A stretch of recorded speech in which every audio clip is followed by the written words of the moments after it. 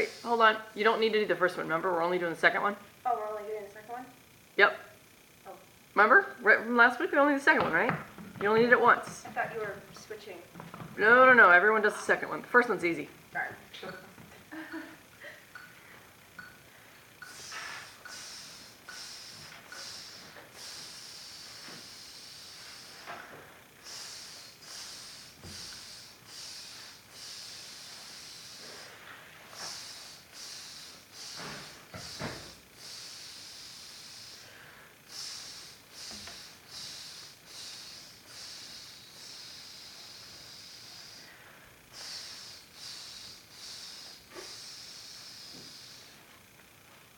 Okay. Yeah, that was a little odd. Well, on beat 4 you gave 2 beat 4s, and then the last time you didn't get to beat 1.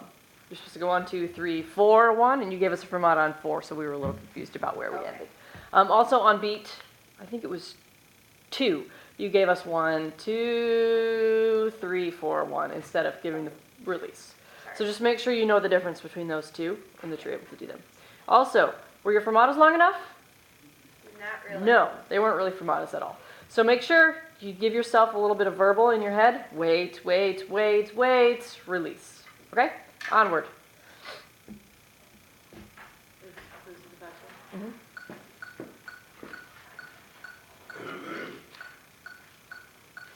Okay, stop for a second. Why are you giving them 3, 4, 1? I don't know, to keep myself in fun. Okay, do that in your head. Just go boom, boom, up, down. Okay. Breathe, and you'll be good.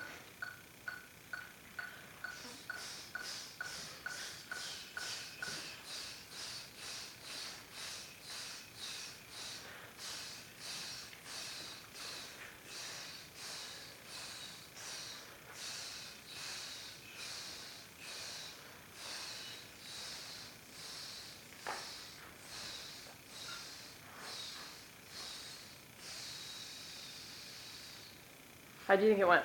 Not well. How come? I think I put an extra bar because I wasn't slowing them down enough. You did put an extra bar, but that's okay. You're right, you weren't slowing them down enough. But your subdivisions were not twice as fast as the previous tempo that you were going.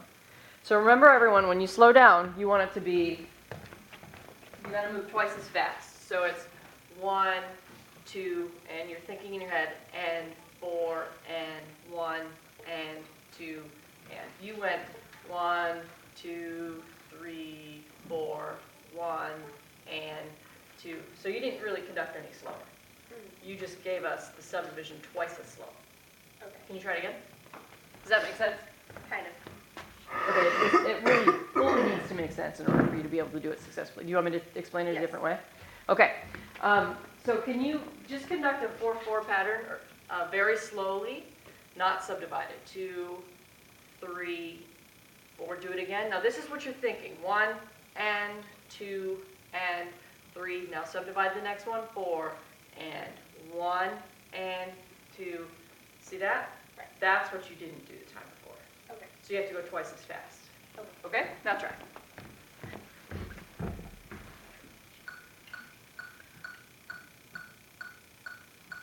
Sorry. Take a nice big breath.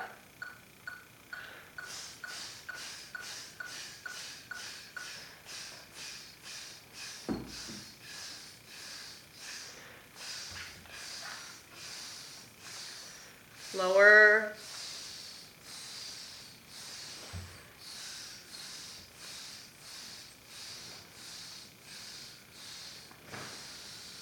Fermata, wait, release. Okay, so how did it go? A little bit better. Did you guys think it was better? Much better. The only thing you didn't do was continue to slow down the subdivisions. You got to slow down all the way to the end, but that was much better. Good, let's go on.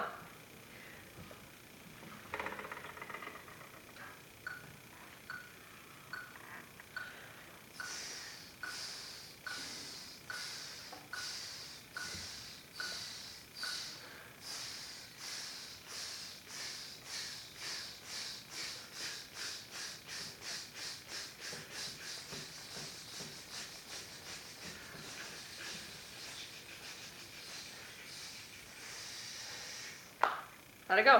Not well. How come? Because there weren't smooth transitions. Right, you didn't go exactly twice as slow. You just went slower in some random, there wasn't really any time relation between your quarter notes and your half note pulse.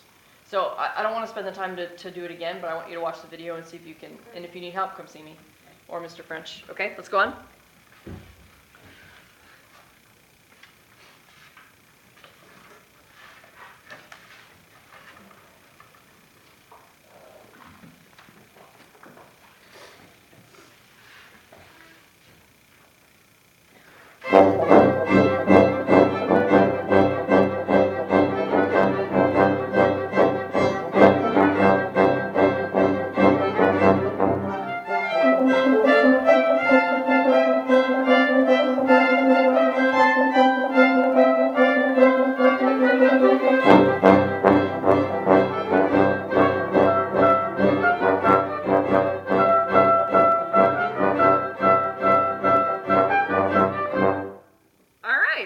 How'd that go?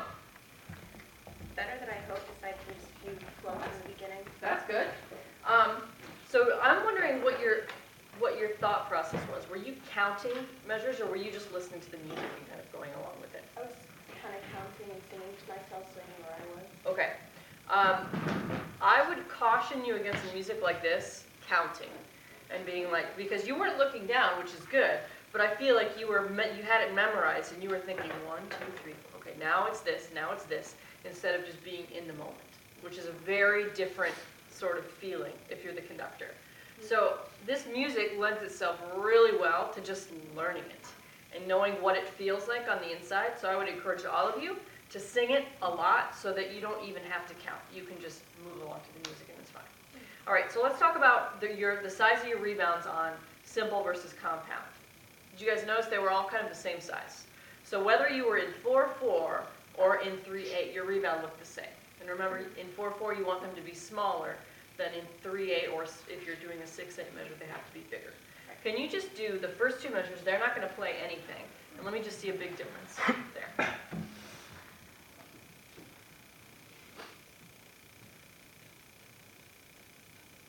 Yeah, that's totally different than what we saw. Now can you try the excerpt again with that in mind? And let me just make one other comment. When you do the 6/8, you do a really good job of going 1,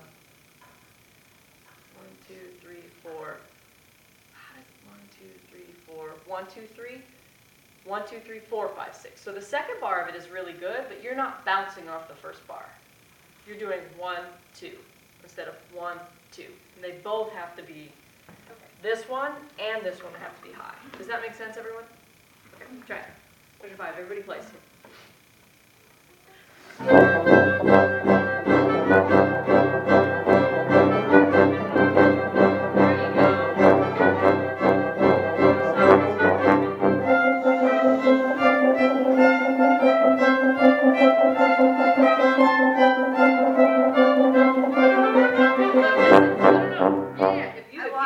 That's okay. If you're a conductor and you make a mistake, you don't get to stop. You keep going, especially on music like this. Because if you listen, you can get yourself back on track.